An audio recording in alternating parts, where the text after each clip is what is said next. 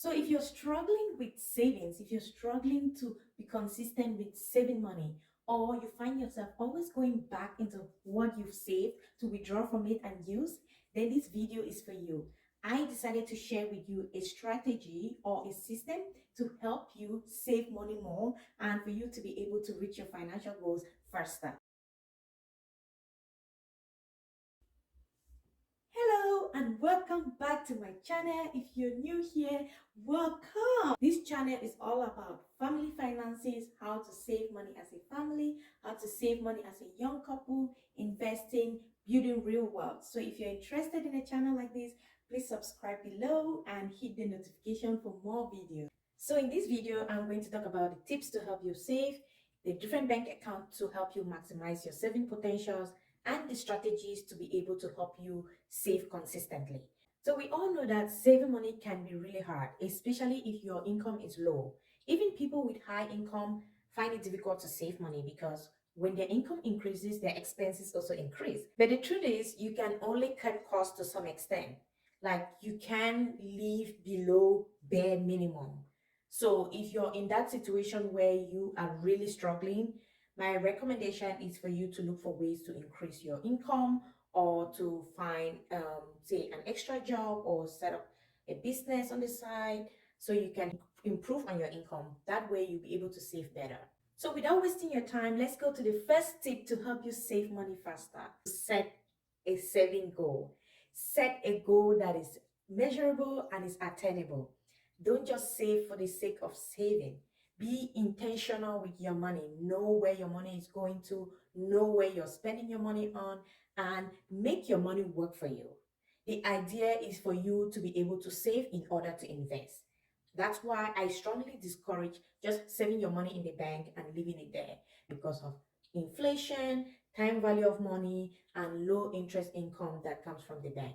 So having a saving goal such as to buy a house, to start a business, to go to college, you want to be able to set a timeline and put a date as to when you want to achieve that goal and break the goal down into weekly or monthly goals so you can achieve them as you save along.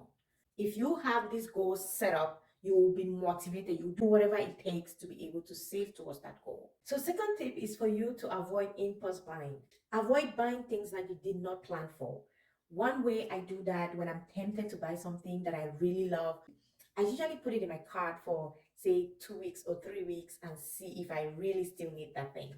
97% of the time, you won't care about the item any longer. So try that and see if that's something that you can help you save money. Another way for you to be able to save money faster is for you to think about how many hours of work or how many hours of your paycheck you're using to be able to afford that item. If you think about it critically, it might probably just be a turn off for you not to go ahead and buy that item. Another way to minimize cost is for you to think about the future value of your present or current spending amount.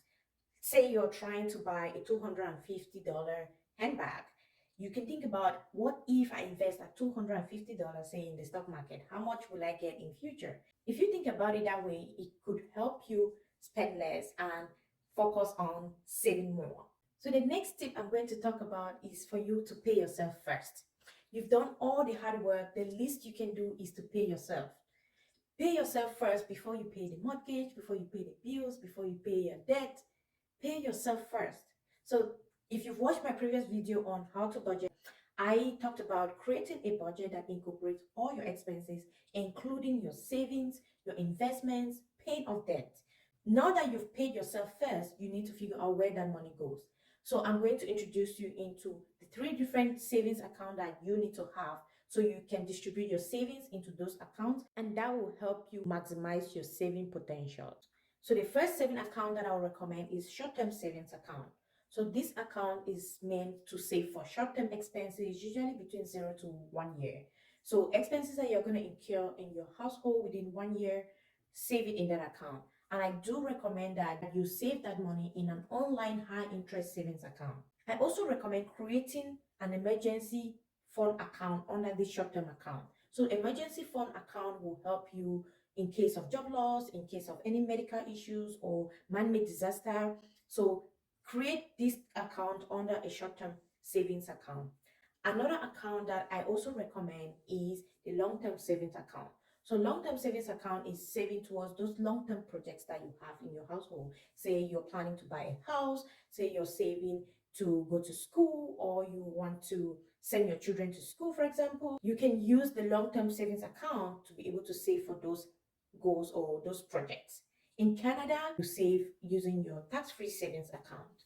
That way, whatever investment you do in those accounts is tax-free. If you plan to go to school or contribute towards your child's education, you can save in the RESP, which is the Registered Education Saving Plan. This plan is extremely good because you take advantage of the government matching benefit. It's also a tax sheltered account.